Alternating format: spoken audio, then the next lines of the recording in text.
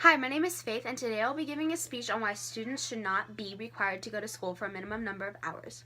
This speech will be directed towards the Texas Education Agency, who are the people who decide how long Texas students go to school. Is it possible that we are sending kids to school for so long that it's actually negatively affecting their health? After conducting extensive research, I have concluded that the requirements for students in Texas public schools are more than unnecessary. Thus, I believe students should not be required to go to school for a minimum number of hours. Instead, we should evaluate the performance of the school and its eligibility for funding based upon the academics that it offers and the quality of these academics, and go from there. The 7 required hours isn't necessarily used wisely. For example, half of most of my class periods I spend doing nothing, only to go home and have hours of homework.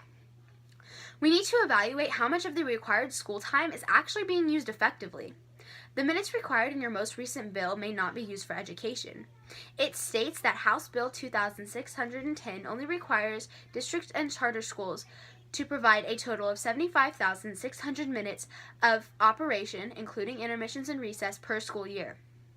A school could, legally, spend 2 hours teaching and 5 hours watching movies, but as long as they meet the time requirements and their students pass all of the required state testing with not even necessarily good test scores, they're eligible for funding. Whereas a school that only teaches for 4 hours but they have immaculate test scores isn't eligible for funding.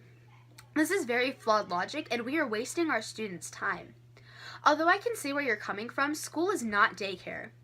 I feel as if a big reason that many kids are being sent to school for this long is because we assume that their parents are working normal 9 to 5 hours, but there is nothing that said that school has to keep kids for as long as their parents are in work. Nowhere ever stated that school had to be daycare. Additionally, the length of school is actually affecting the health of our students. A National Public Radio article explains the story of Colleen Franey, who is experiencing breakdowns and having many emotional issues until she was actually pulled out of school.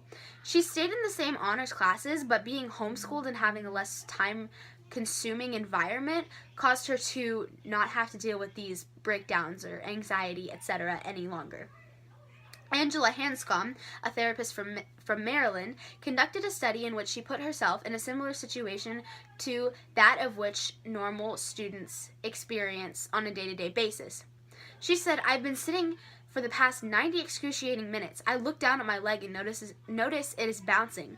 Great, I think to myself, now I'm fidgeting."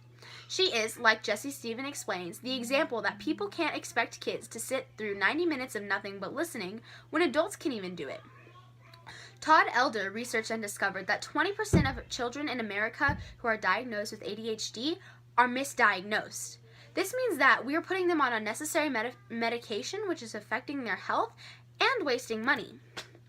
Just because school and the length of school may be beneficial for parents doesn't mean it's good for students. Let's prioritize the students' health before we prioritize what's easiest for the parents. Overall, I believe that we are just putting too much on our students and causing them to suffer unnecessarily, so we need to change something. After all, aren't you in it for the kids' benefit?